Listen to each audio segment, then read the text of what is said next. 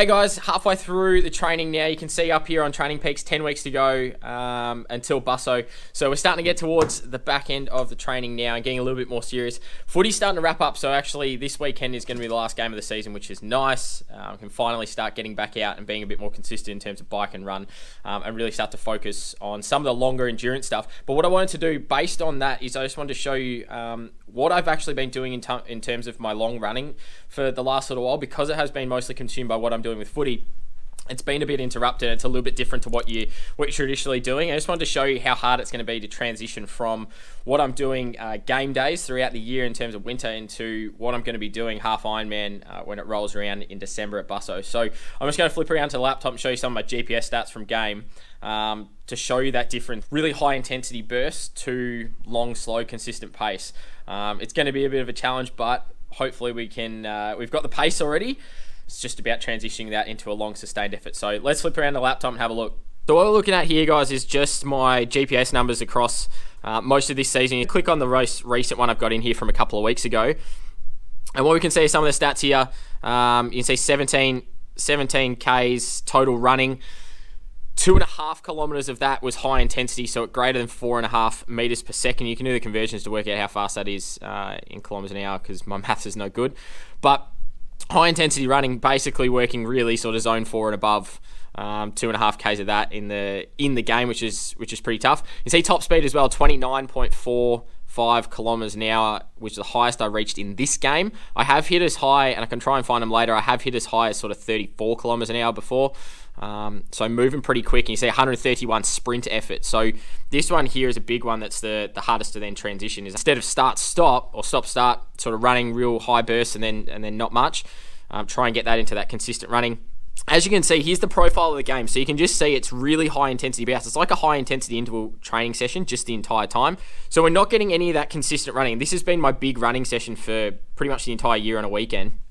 So going out and doing a long slow zone 2, which is probably the more ideal. I've been having these really high intensity interval sessions on the weekends that go for 2 hours. So I've got the pace in the legs and I've got the ability to work at high intensity and recover and go again.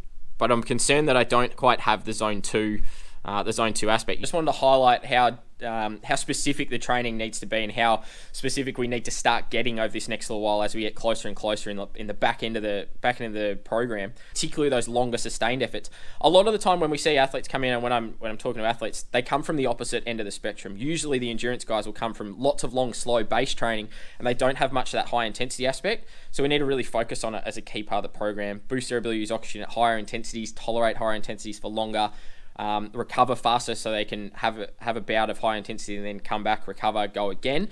Whereas I'm coming from the opposite end of the spectrum. My aerobic power and that side of things is actually not too bad. Yet it's improved quite a bit on the bike, and that's mostly just spending time on the bike. But where I reckon I'm going to see the most difference is now that footy's sort of wrapping up, is now I can get into those really big, long, slow zone 2 sessions, accumulate some Ks into legs, but then also that aerobic capacity, just ability to use oxygen over a long period of time is going to be really useful for race day.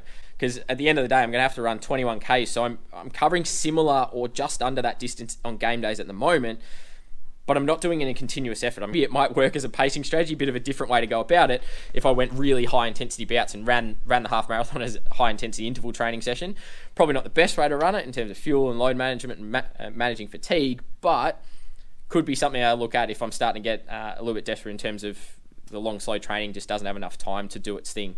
I need the long slow to build that aerobic capacity, build the Ks into the legs to be able to just complete the event in the first place. So we're going to get stuck into some long slow zone 2 training, particularly from a running perspective, but also starting to boost the Ks on the bike as well over the next little while, and see how much of an effect that has on my overall performance and being able to tolerate some of those longer sustained efforts rather than just on, off in those sort of short bursts. So we'll see how we go, and we'll get stuck back into it.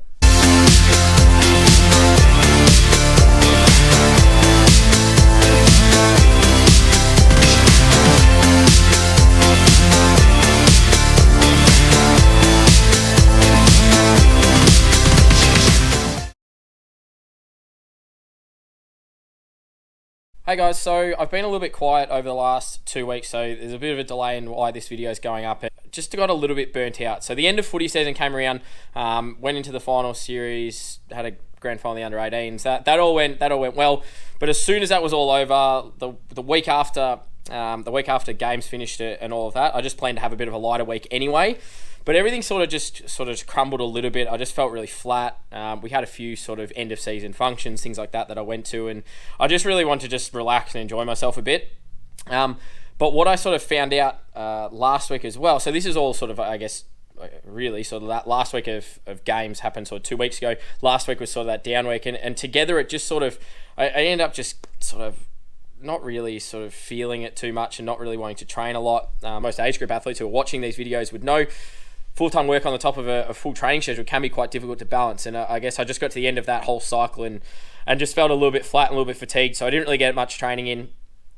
And really, I'm just trying to get myself back on track now with only sort of 9-10 weeks to go coming up. So the plan for this coming week is to get my retesting done, so my run and my bike testing done to see where I'm at. I'm probably not going to expect too much change running wise. I probably expect that to be pretty similar because I haven't done a lot of long slow, so we'll see how lactate goes. Not entirely sure how that might pan out. But then bike, I'm expecting to still be up a little bit. So haven't done like I said, haven't done a lot in the last couple of weeks, but went out for a long slow ride on the weekend. And actually felt pretty good. Didn't have to take too much in terms of nutrition. Felt really comfortable riding at sort of. We just went out and did a zone 2 ride down Beach Road. Couple of 2.5 hours thereabouts. 75 odd Ks and felt really good just turning the legs over. Took the TT bike out, so just getting in that aero position. I got my bike fit coming up, so I just locked that in today actually as well. So I'm gonna be heading out to Canon Adaptive to sort that out on Friday this week. So that will be the 4th of October. I guess a lot of athletes and a lot of coaches and everyone in the industry talks about athlete burnout, talks about overtraining and how can we try and prevent this, etc. Can't actually predict it accurately.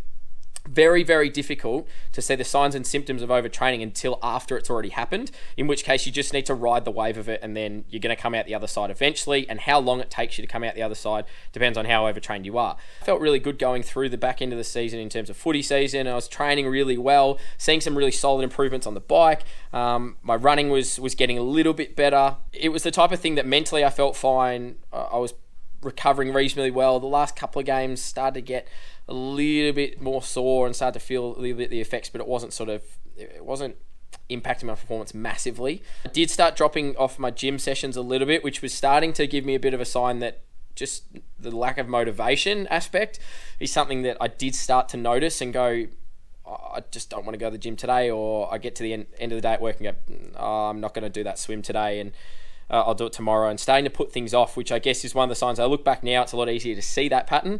Getting my testing done is going to get me back on track, redefine my training zones, what my heart rate's doing, what my pacing's doing, so I can get into this build phase, because now I'm through the whole base phase, get into this build phase and feel really confident that I've got a really solid period. I've now reset everything. Even if the results don't come back amazing, particularly on the run, I'm not too concerned. I've still got 10 weeks. It's not the time to panic. It is what it is. Sometimes with training and testing, and sometimes you don't get an amazing result in testing, but like I said, I've still got a really solid block of training. I just wanted to fill you in as to why I've sort of been a bit quiet. Haven't posted as much on social anyway, but then also getting the Road to Busso stuff up have been a little bit slack. We'll look forward to getting back into some more consistent training, and we'll see you at the end of next week.